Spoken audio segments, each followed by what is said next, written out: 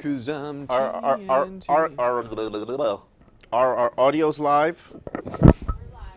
We're live, and our audios are good. Not yet.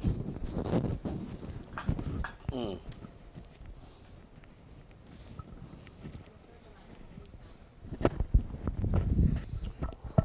Did you happen to pick up? You go into the back. Did you happen to pick up a stat packet? No, I got a roster. Let me see the roster because I know there's one change released. Trevon Reed, cornerback Trevon Reed. Interesting. Big. I didn't know that. It's big. Big move. Big move. Get me a second. I need that actually. Sure, keep it. I don't even need it. I don't like to not. I knew he was new. We might get some live questions about Reed. So you gotta be prepared. Yes. 1, 2, 3, 4, 5. Okay, we're about to launch. Did social media do a push? Yep. Okay, so all I have to do is retweet, right? Yes, sir. All right. Because I struggled to find the page.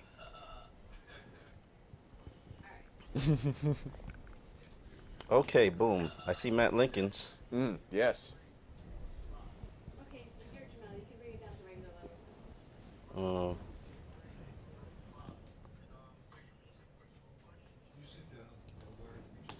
Yes, I can. All right.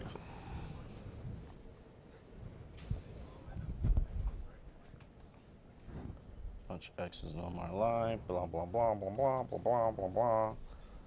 Oh. Boy and a girl. First kids? Yes. Excellent.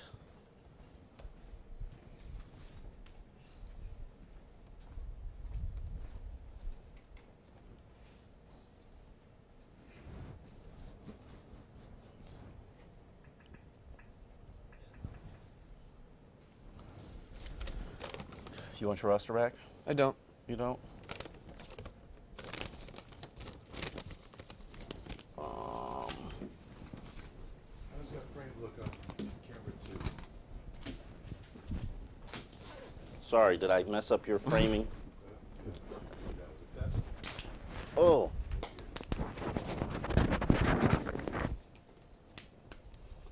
I'm so thirsty all the time. Okay. Do you have enough water in your mug? I do now. If I move this here, you can't see it, right? Yeah, that's good. Okay. Just if for some reason we run out of water, this symbol means more water. You know what this means? Yeah. Right.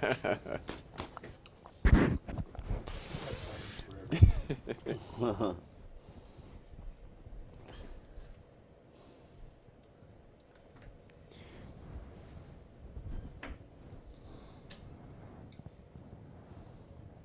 If they had lost this weekend, we might have needed something else different in these cups than water. I keep trying to convince them for Perk Show we should have something different in the cups. Okay. I'm going to sit down now. Is my positioning right? No. I need to sit on the edge. Something you taught me. Yes. I forgot my makeup today. So did I. So I'm disappointed. We're just going to be shiny. Just an inch that way. Yes? Okay. We're going to be shiny today. Nobody gave me a hair check. Sarah? There's one sticking out that way. Oh, air, yeah. No, you didn't. All right. I'm good? All right, we good. Is his jacket up enough? Tell me. I'm moving. Tyler? Is it moving up against it? Can we move it up or something so it's not? Is that better? Testing, 1, 2, 3. I'm moving again. Okay.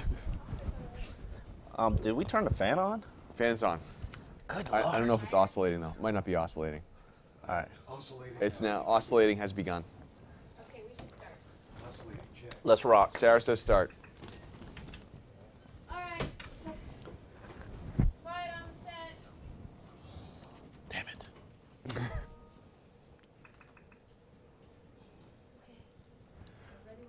Welcome to Texans Week. Dolphins, Houston, back to Sun Life Stadium this week, and everyone's feeling pretty good, I feel. That's what wins do for you. That's a great win, too. I'm CBS 12 Sports Director Matt Lincoln. This is Sun Sentinel Dolphins columnist Omar Kelly. You are excited fans, re-energized. You are a giant that has been sleeping, and you now have awoken, and you can't take any more naps. It's very, very exciting. Who says they can't fall back asleep? Well, they could, just they can't. They can't be allowed to. Okay. Man Campbell says we cannot. Is that Man Campbell or Dan Campbell? No, it's Man Campbell. Oh, okay, I've Man also Campbell. heard Cambo. Cambo, is yes. another good one. Because I called him Rambo last week. He's Cambo. That He is makes Cambo. a lot of sense. It does make a lot of sense. I like that. I put a lot of thought into this. Okay. If Dan Campbell was a Campbell's soup, what would he be? They actually created a meme for it. It's Did they? called a Dan Campbell can of whoop ass. Oh, I like it. Yes. I would envision it's just like a can of steak. You know, there's no soup, there's no liquid. It just opens and just No, you comes need out, potatoes and in it goes. He's like it just sits he's like there. a meat and potatoes guy. And then it punches you in the face. Just this. Okay, very exciting. 38-10 win. So, how much of this win is on the changes that took place in the coaching staff and Dan Campbell, and how much of it is other stuff like coming off a bye, Tennessee's not that good, all that sort of thing? I will give you 3 elements. Last week I said that Tennessee was a pretty good defense, and I do mean that. I liked a lot of things that I saw from them from a defensive standpoint. I wasn't sure that the Dolphins could be as physical running the ball as they were, but they were. So I think a lot of credit goes to Dan Campbell for the changing of the mentality of this Dolphins team. I mean, you talked about competitiveness and one-on-ones and pushing players. You know, that was one complaint that I'd always heard during the Joe Philbin era. Guys who were the backups, they really couldn't push that hard in practice because, you know, we can't hurt the starters. Right. We can't push the starters. And Billy Turner never got an opportunity to prove that he could do better than Jamil Douglas or Dallas Thomas. Never. In 2 years. Never got an opportunity. All of a sudden, we insert him into the starting lineup. You see him on the second level making major blocks, 180 rushing yards. That is a credit to pushing harder, giving guys an opportunity to challenge for that starting spot. And I give that credit to Dan Campbell. Now, also, I think the addition of Deion Sims coming back from that concussion injury. I mean, that 2 tight end package is Miami's base package. That is what they do 60% of the time, especially when they have an even game or are able to let the play action game come alive. When you have 2 tight ends on the field, it allows you to disguise what you're doing and what your intentions are. And then, based on what the defense is doing, you could either run or you could pass. But you're set to do both. So I think the addition of Deion Sims back into the rotation opened up probably 40% of the playbook. So, and then the third thing is the big money players, the impact players, the Brandon Alberts, the Cameron Wakes, the Rashad Jones, the Brent Grimes, they took ownership of the team.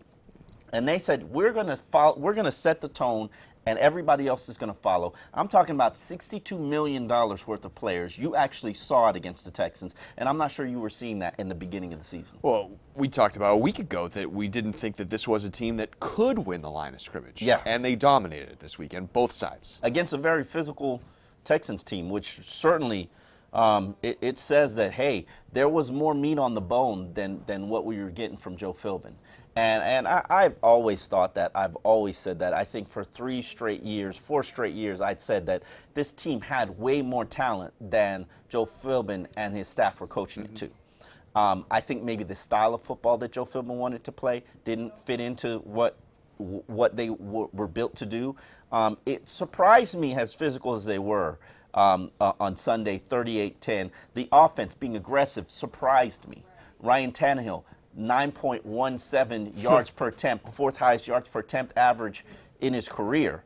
I didn't know that was in him. Yeah. And I still don't know if it was an aberration or is this what's here to stay. Dan Campbell talks about how he wants an aggressive team. The question is, can Tannehill continue to keep that up? So I love all the changes in the tone. I love the fact that this team is now being led by a leader of men. Let's see how far it can take them. But just Tannehill wasn't the only big difference, kind of new difference maker on offense. Let's take our first Twitter question. It comes from Javier. Can Lamar Miller sustain yesterday's workload? Absolutely. I've always been puzzled why the Dolphins feel like Lamar Miller can't touch the ball more than 15 times a game, why they think he's made of glass. Lamar Miller has worked tremendously hard every single offseason. He works out twice in the offseason, one doing yoga and body stuff, and then a weightlifting session, a running session, biking down at the University of Miami. He works out tremendously hard to show that he can be a workhorse back. And it puzzles me why he was never, ever given the opportunity to. Lamar Miller had the 4th highest yards per carry average in the entire NFL of backs who carried the ball more than 50 times last year. Yet, he could only touch the ball 13.5 times a game. That didn't make any sense to me. And it never has made any sense. I am glad that Dan Campbell has told him, we're going to feed you, and if you're productive, we're going to continue to feed you. The first drive, 4 straight touches for Lamar Miller. And I'm not saying that he can only be a threat running the ball. You need to throw passes to Lamar Miller as well. He needs to touch the ball 20 times a game to lighten the load on the passing game in Ryan Tannehill. And I think that that's a great strategy for success. It's not like they got Tom Brady back there. To get someone, Yes. it would really be nice if all that pressure was not on Ryan Tannehill's shoulder. Let's take our next question from Andy Lawson. Should the Finns still sign a fullback, or will Earl Mitchell work? What did you think of that? I thought it was good. I think if you give Earl Mitchell probably 5 to 7 opportunities a game to get out there to be a lead blocker, the biggest issue to me was 3rd and 2. That's when you need a fullback. Right. You know, Joe Philbin was opposed to a fullback being on his roster. And I don't have a problem with Earl Mitchell being that fullback because he was a fullback in college. That is a position that he played before he was moved to the defensive line. He's still naturally a pretty decent fullback, and I think that that's great position flexibility. Allows you to play Jordan Phillips more. He's a 2nd-round pick. He needs to play a little bit more. And on those 3rd and 2, dear God, thank you, please, thank you, Dan Campbell, for actually not lining up in shotgun for 3rd and 2. I appreciate that. They lined up with quarterback under center, with a fullback in the backfield, or Deion Sims in the backfield, and they ran the damn ball. Yeah. 2 thumbs up. Prove they can be aggressive. How about Cam Wake? We've been showing a little displeasure with him through the past couple weeks, and we were ready to put a toe tag on You him. said he's been hurt, and he's still hurt. And he's still hurt. But we saw old Cam Wake. The rest, I think, certainly helped him. A bye week, he didn't practice all the bye week. He only really had 2 practices during the week, limited him. Plus, his snap load is drastically limited. I believe he's playing 46% of the snaps now, where last year he played 76% of the snaps. Tremendously lighter workload. Derek Shelby is now a borderline starter. He's splitting the snaps, getting more snaps than Cam Wake, primarily to set the edge. Cam Wake is struggling stopping the run, but he can still be a very dangerous upfield player, and that's where the Dolphins are beginning to use him more as a situational pass rusher. And I think it suits him. I think it plays to the strengths of the team. If you can get Derek Shelby to set the edge and bring Cam Wake in on passing downs, hey, maybe it can work. All right, let's move on and talk about this upcoming week's game against the Houston Texans. A really interesting matchup. The Texans, certainly not a team that you think of as a juggernaut, but it's a team that the Dolphins have never beaten. It puzzles my mind. I've been there for a number of those losses. I really think the physicality of the Texans has always given the Dolphins a lot of trouble.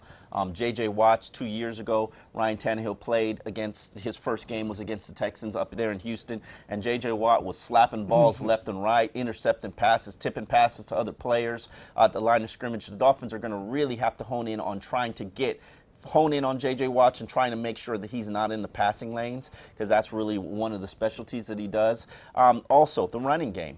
The Texans have a very physical running game, a lot of cut blocking. That stays consistent no matter who the coaching is. And I think that, as we saw in the season opener against Washington, that's going to be an issue for the Dolphins' defensive line. They don't like it when the offensive linemen shooting for their knees. So this is going to be a tremendous challenge for the Dolphins' defensive line. Is Brian Hoyer a good quarterback? No, he's not a good quarterback, but he does have one of the better weapons in the NFL in Hopkins. That kid is having a monster year, on pace, putting up Calvin Johnson-esque numbers. And it'll be interesting to see what happens and how Brent Grimes plays against him, because I do believe Brent Grimes is going to be shadowing him. So that's a good question. Let's take it from @Cisco Holgate, who says, is the bigger concern Arian Foster or DeAndre Hopkins in this game? I think it's Arian Foster. I mean, you come into every game with the game plan of shutting down the run, owning the line of scrimmage. Arian Foster has been a very productive tailback. He's not always healthy, but you've got to be physical with him. And you've also got to be physical with their defensive line, Dwayne Brown, their offensive line. Dwayne Brown is a very effective premier left tackle. It'll be interesting to see that matchup between Olivier Vernon and Dwayne Brown. But DeAndre Hopkins is a very dangerous weapon. Now, you've got an elite cornerback. He's not 100% healthy. Brent Grimes is still an elite cornerback. That matchup is probably going to be the best matchup of the game, but they've got to shut down Arian Foster to be able to win the game. Well, you got Cecil Shorts on the other side, a couple of tight ends who haven't done a lot. It's basically, if you could stop Arian Foster and put it on Brian Hoyer's arm, then the Dolphins have got to feel pretty good about that. Certainly, absolutely. We're not playing true-false today, but let's take a true-false question anyway. It's from Brandon. Koamisi needs to replace Kelvin Shepard in inside linebacker. True or false? I'm going to go with false on that. I think Kelvin Shepard needs more opportunities, needs more look. It's been a while since he's been an NFL starter. Let's treat him like as if he was a rookie. The game one, he's splitting the carry, he's splitting the workload. Now they're just giving the workload to Kelvin Shepard. And I think that is going to benefit him eventually in the long run. But Koamisi has to play better. I think Jelani Jenkins has to play better as well. What we've seen early in the season is these tight ends are going off, and that's Jelani Jenkins' responsibility. This week is the best week to hone in on it because next week you got Rob Gronkowski. That is, you're going to need an army to stop Rob Gronkowski. So to me, I don't have a problem with Kelvin Shepard. I think the Dolphins need to get better at covering the tight ends, and that's not Kelvin Shepard's responsibility. That's Koamisi and that's Jelani Jenkins, and I think that should be the priority for the linebackers. And not a great quarterback, not a great tight end. Like you said, this is a good week for them to do that. Maybe the biggest concern, really, as you talked about DeAndre Hopkins and stopping Arian Foster, but J.J. Watt is the man who can kind of run this game. He is probably the premier defensive player in the NFL. I would have a hard time naming somebody who's better, who's more of an impactful player. And the Dolphins really have to stop him at the line of scrimmage. J.J. Watt, I put him in the same comparison to Ndamukong Suh in terms of impactful players. While you have not had the impact that you wanted or needed or feel is worthy of $114 million from Ndamukong Suh, there are a number of plays where he's commanding a double team. There are a number of plays where he's slapping balls at line of scrimmage. There are a number of plays where he's pushing the center or the guard into the quarterback's line of vision. And that's the same kind of stuff that you see from J.J. Watt. Now, if the Texans were smart, and you would think most coaches are smart, they're going to put J.J. Watts on Dallas Thomas. As we know and are well aware of, there are many instances during every game where Dallas Thomas falls short in critical instances, critical moments. I believe he had 5 plays where he was 4. I'll give him 4. Even though, one of them turned out to be a pretty good play on the Kenny Stills deep ball. He olayed his man, and Lamar Miller had to pick it up for him. Dolphins got to do something about Dallas Thomas. I think this is the line that's been drawn in the sand. This game is your opportunity to prove that you can be a quality NFL starter. If not, and if you let J.J. Watt abuse you, and you let him consistently harass Ryan Tannehill, you let him make tackles in the backfield, you let him jump up in the passing lanes, it's time to sit down. And it's time to give Jamil Douglas or Sam Brenner an opportunity to start. Dallas Thomas, this game's on you. I know it always hasn't been the best part of his game, but has Lamar Miller gotten better at pass protection? Yes. Okay. Throughout his career, it's not the best part of his game, but he's adequate now. Before, he wasn't really adequate. That's probably why you saw him lead the field on third downs. And I still think that there's still an opportunity for somebody else, maybe Jay Ajayi, who's beginning to practice this week, but won't be cleared to play until week 9. There's a role for somebody to be at that third down back. But I definitely think that Lamar Miller is better at pass blocking. He's no longer a liability. A bunch of those stars that we talked about are ailing but played last week, whether it be Brandon Albert, Brent Grimes, Rashad Jones, Cameron Wake. There's no more bye week to heal up from this point forward. So are these lingering issues that these 4 guys are going to have throughout the year? Yes. Okay. Soft muscle issues, hamstrings, growings, like Jordan Cameron has. those take time and they require rest. You're either going to not be able to practice during the week to play on Sunday, or you need to be shut down. Brent Grimes probably shouldn't have played last week. He was not himself as a player. Yes, you saw a wonderful interception against Anthony Fasano, but he's probably going to not be himself for another 2 to 3 weeks. You just got to play the best that you can to compensate for what's going on. Same thing with Cameron Wicks. Same thing with Brandon Albert. Brandon Albert played, and he was better than Jason Fox at 75%. But let's not pretend like he played well. And there is room for improvement from Brandon Albert. You're talking about a Pro Bowl left tackle who's not playing at a Pro Bowl level. He's got the hamstring injury. He's got the knee injury that's 11 months from being surgically repaired. You have to make do with what you have and endure. Same thing every opponent has. Arian Foster's not 100%. I'm sure the Texans have key players that aren't 100%. This is what the NFL is. Let's take a live question. It comes from Elliot. Was that the most second-level blocking by the offensive line that we've seen in a while? Yes, and I give Deion Sims a lot of credit. I give Billy Turner a lot of credit. Mike Pouncey. That's when Mike Pouncey doesn't have to stand there and help a guard. Right. And can just shoot off and get to the second level and take down a linebacker and cut block a linebacker. That opens up the running lanes to get you those 20-yard runs. And you got to get better at guard. You got to get better at guard to be able to do that. And fortunately, the Dolphins took a step in the right direction, inserting Billy Turner in there as a run blocker. And the next question is, you got to fix that other spot. Right. How are you going to do that? Let's see Dan Campbell. Let's see. Well, he's fixed everything else so far, right? Everything? Nah, I don't know if he's fixed everything. There's still some issues that you have on offense. Let's move on and talk a little bit more about Dan Campbell. How can we properly measure if Campbell is going to be good enough to stick around and be a long-term option for the Dolphins? Depends on how motivated and inspired that this team is to finish the season strong.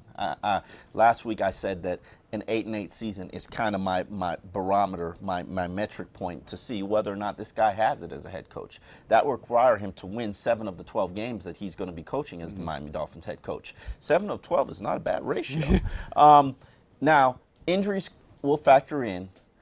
Your opponents, the caliber of opponents, and as we all know, the end of the season gets tough. It's tough. It's tough. They're at home, but it's tough. It's tough. There are a lot of games at home, starting with this one against the Texans, but then you got a short turnaround Thursday night against the New England Patriots, who there might not be a better team in football than the New England Patriots right now. So you've got a tough stretch of schedule ahead.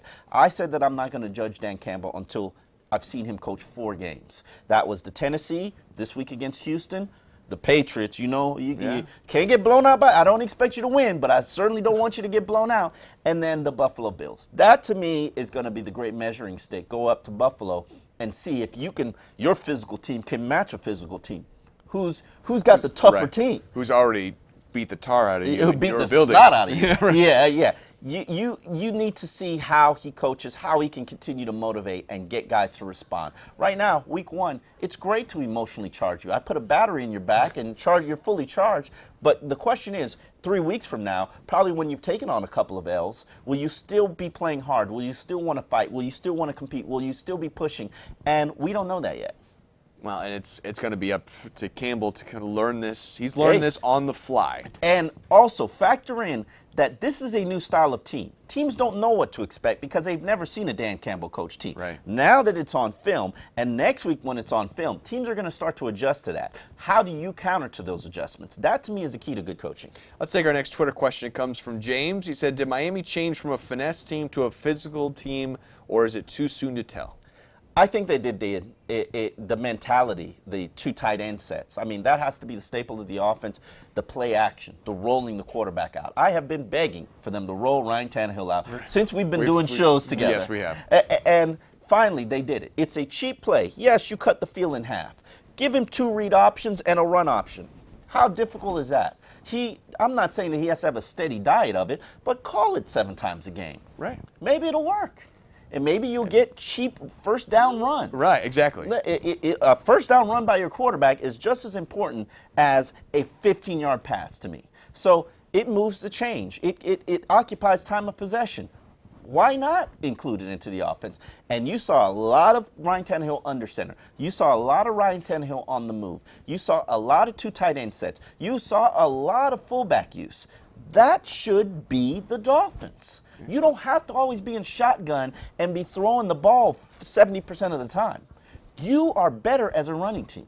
You need to take the pressure off Ryan Tannehill. He's not an elite quarterback. He shouldn't be throwing the ball as much as an elite quarterback. Take the pressure off him by balancing it out and running the ball. And I think that this is a great start. That brings up another live question that we got, and I don't have, from TKD. How can Dan Campbell get the most out of Ryan Tannehill? Is Dan Campbell good for Ryan Tannehill? I think the fact that he's put Ken O'Keefe in that quarterback room helps. I think the fact that Al Saunders is there working with the wide receivers, 40 years of veteran experience, that helps. You saw Kenny Stills included into the starting lineup. Congratulations to him, because that's what he was added to do, to stretch the field. You saw Ryan Tannehill backed up into his end zone, first down. He's throwing a 30-yard pass to Ryan Tannehill. To Kenny Stills. When the Titans were giving them single safety high. Teams give Dolphins single safety high looks 30 times a game. Ryan Tannehill usually doesn't take the bait. You've got to throw that pass to make teams defend you honestly. And throwing that pass, whether it's completed, whether you get a pass interference, is important and critical. Ryan Tannehill has rarely ever done that. Now Dan Campbell's saying, throw the pass. Stop being scared. Stop being conservative. Be aggressive. We're going to be an aggressive team, and I think that that's a great start, and it could lead to more forward progress. And I got to be honest with you, I expected a lot from Ryan Tannehill this season. I expected him to take the next jump from a 92.8 rated quarterback to probably a 95 rated quarterback. Right now, we're in the 80s. Yeah. That's not good enough. Right now, 2 teams gave you 2 of your worst games in the NFL. You had 2 good starts, and then you had 2 horrible plays. What you saw against the Titans is kind of what I expect. Hopefully, that's what you will get for the final remaining games. He certainly has enough weapons to do it. Yeah. Oh, Hey, all right. got to be about Ryan Tannehill. That's all they always are, right? Yes. This one is actually not about Ryan Tannehill. Oh, look at that. This challenge also comes from TKD, so he's getting a lot of love today. Okay. So shout out to TKD. He says, Omar, last year against the Bills, you said it was time for Dallas Thomas to prove he's a starting caliber guard in the NFL. He gave up so much pressure and multiple sacks. How many times do I have to call for Dallas Thomas to get benched before he is actually benched, is what TKD wants to ask me.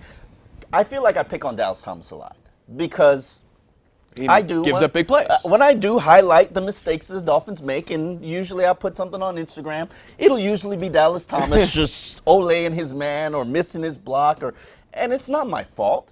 The problem that I've always had with this whole Dallas Thomas experiment is you don't know what the alternative is. Now, last week, we went into the same situation with Jamil Douglas, who was playing worse than Dallas Thomas, if you can imagine that. And the Dolphins said, we need to do something about it. Billy Turner grades out as the best performer on that offensive line in his first ever NFL start. If you do not explore the options, how are you ever going to know that it could possibly get better? You don't know. I'm okay with trying Sam Brenner out for 15 snaps. I'm okay with playing Jamil Douglas in a rotation with Dallas Thomas. You telling me that they can't rotate every 2 series and maybe you'll see that there's a noticeable difference? Do something. Do something. Because you're never, as an NFL team, I think I get this from Bill Parcells, you're only as good as your weakest link. Mm-hmm. Who is the weakest link on the Miami Dolphins team? Oh, it was Joe Philbin. Now Dallas. No, we got to throw Joe Philbin under the bus. It is Dallas Thomas. Okay. Dallas Thomas, Walt Aikens, Dallas Thomas in that free safety spot, probably the inside linebacker spot are your weakest spots. You got to improve at all those areas. You got to improve at left guard. You got to improve at inside linebacker. You got to improve at free safety. If you don't, you're going to be a sub 500 team. All right. Last week, you said Uh-huh. that the Dolphins were going to lose to the Titans. Correct. Are they going to beat the Texans? I think that they're going to beat the Texans this week. I think that if we can stay consistent and continue to pound the ball and continue to own time of possession and continue to stop the run, that we could be looking at a new era of the Dolphins. I'm not saying that they're Super Bowl champs. I'm not saying that they're playoff caliber. But this is a team that's on an equal talent level from a playing field standpoint, equal quarterbacks. Brian Hoyer isn't going to beat you. Just don't beat yourself and run the ball. I think the Dolphins are going to win 24-17. I'm going to say it's going to be even bigger. I think they win another big Blowout? one. I think it's going to be another blowout. I'm going to go 30-14. Look at you. Dolphins get 2 the straight big win blowouts at in the home. damn Campbell era, huh? Yeah. All right, And then maybe interesting. things change a little bit, Definitely. but not this week.